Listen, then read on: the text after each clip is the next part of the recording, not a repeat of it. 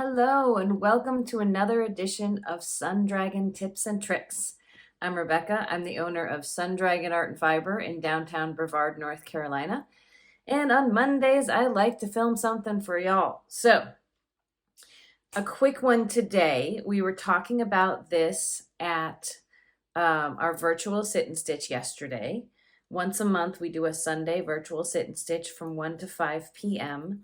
Eastern Standard Time for Sun Dragon. It's a technique that I do when I'm doing a sweater where I have a hand dye, a tonal hand dye. This one's really subtle, so I'm not super worried about it, but I'm still using this technique. It's where I'm alternating skeins. And I'm knitting in the round, so what that means is I am changing out one for the other every round. And what we talked about on the virtual sit and stitch, finding the right spot here, is when we change skeins. See right here, my working yarn is way over here, whoop, as I lose stitches, but where I'm changing colors is over here. And how to do that where it's not super noticeable on either side. If you just twist the yarns around each other, you will get something that looks like this. You'll get a little scar, it looks like, running down the back. But there's a technique you can do. I did not invent this technique. I don't remember who did. I saw a video and went, ooh, this is cool. This is my go-to technique now. So when I change balls of yarn, instead of having a line like this running down the back of my work, and if you check out the front of it, we'll show you a close-up of this in a minute, where the ball was running down the back, it's a little bit loose and gappy right there too. It's hard to control tension. It's a little easier to control tension with this technique I'm about to show you, moving the yarn and swapping it in the front. It sounds like it won't work, and it does. If anything, it's a little tighter there, and that's all how you control your tension. I'd like to just really briefly, no whiteboards, nothing else like that today, show you how I do that. So let's get to it.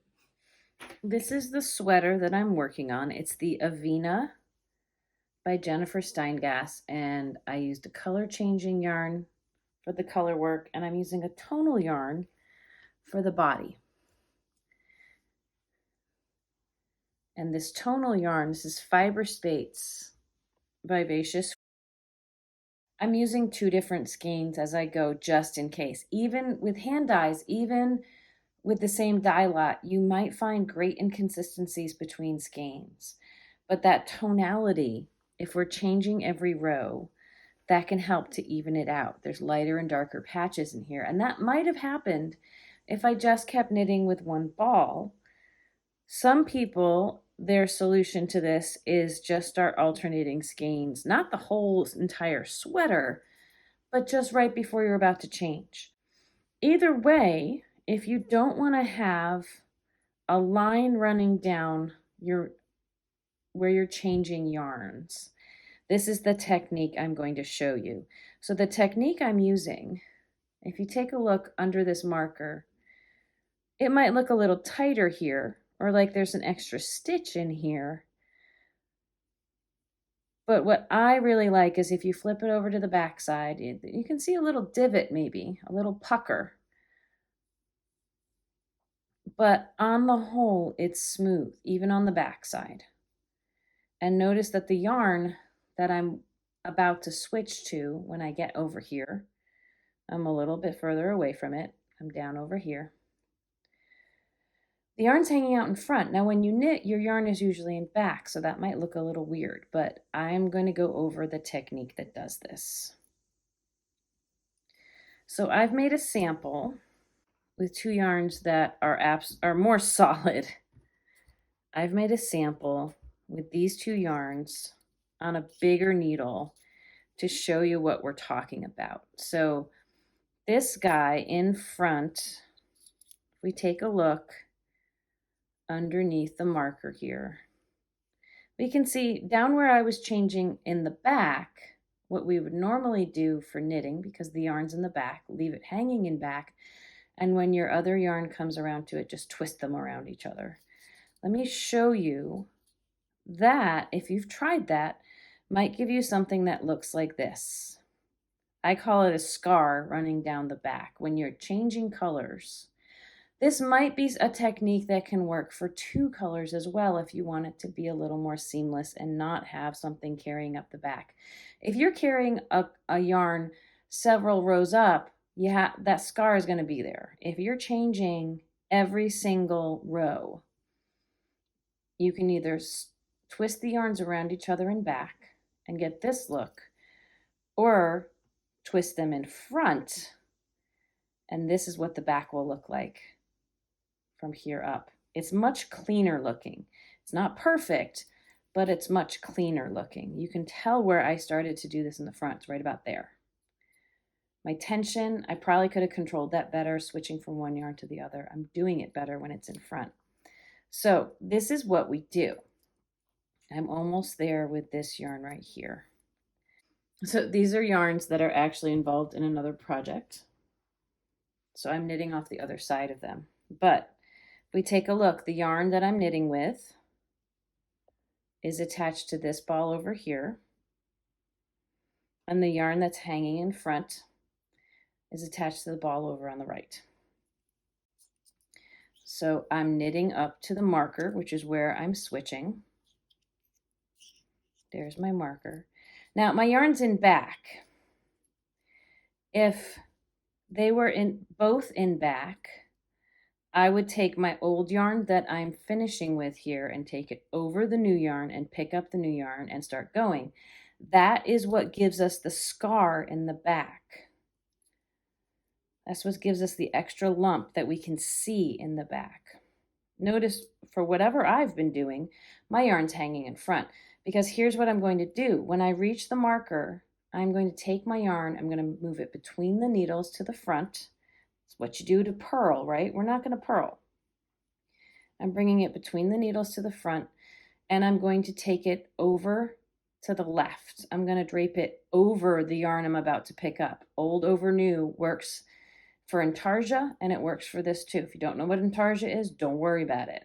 So my old yarn, I'm draping over to the left. I'm picking up, and by old, I mean what I just finished knitting with. The new one that I want to pick up and knit with, I'm going to pick up from underneath now that I've crossed that over to the left. And I'm going to move that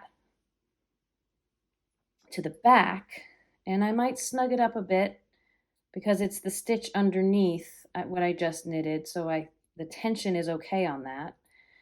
And then easy peasy, I'm just going to start knitting with the other yarn.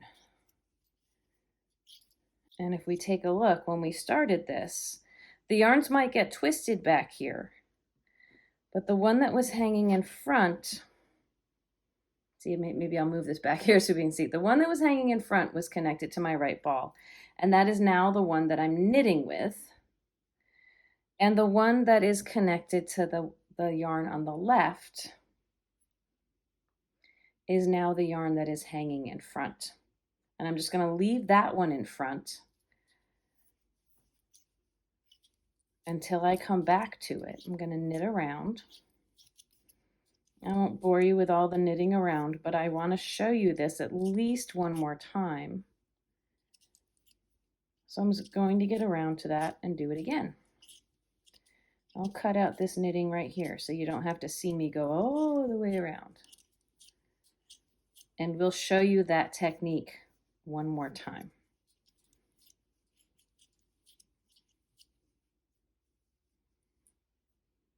Right, I'm coming up to my marker again. And the yarns will get twisted when you do this. So you will need to untwist the balls here. But what I'm knitting with, if we follow it under here, what I'm knitting with is this ball on the right. And what's hanging in front, I know they're twisted. We can make this as clear as possible. There, now they're untwisted a little bit there. What is hanging in front is the ball over on the left. So I'm knitting up to my marker. When I get to the marker, and that last stitch will feel like it's loose because it is, because there's no tension on it right now. Slide my marker over, bring my yarn to the front, and move it over to the left so that I can pick up the new yarn from underneath. Give it a little tug if it will help to make the tension right there that just got pulled loose by my last stitch. I just moved the yarn to the back and I'm going to start knitting. Now it's the yarn ball on the left. Again, they will get twisted, but the yarn ball, what I'm knitting with, if I pull that up and hold it tense, you'll see it goes to the left. And the one that's hanging in front, if I put some tension on that, you see goes to the ball on my right. And I can knit another round. But just to take a look at that again, on the front, looks pretty clean. Again, down here, it's when I was twisting in the back and not holding my tension very well. But if we flip around to the back side, moving the yarn to the front and twisting them around each other in front buries what would be a scar on the back. It actually moves that twist to the front and blends it with the knit stitches. I really like that. So thanks for joining me for this quickie video today. If I show you again on the sweater I'm working on, so I'm not very far on the torso of this, what's under the sleeve separation. But it's this spot running down the underarm where I am changing skeins to make it blend. And that's what the inside's going to look like. You can see it's a little bit tighter there, but overall, it is not going to be super visible, especially because that's running down the inside under my arm down. And also, blocking will help distribute that a little, but sometimes it just feels nicer not to have that little ridge running down the inside where you're twisting the skeins. Not as noticeable. I hope you've enjoyed this video. If you haven't considered subscribing already, we'd love to have you subscribe to the channel. You can also become a member. That is a monthly fee. Subscription is free.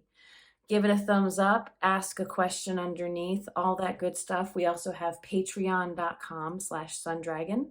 We have our sister channel, the Sundragon Sideshow, which is where Liz, my assistant, and I talk about all the projects we are currently working on, at least the ones we bring in. And as always, may your crafting be filled with joy and confidence. We'll see you next time. Bye-bye.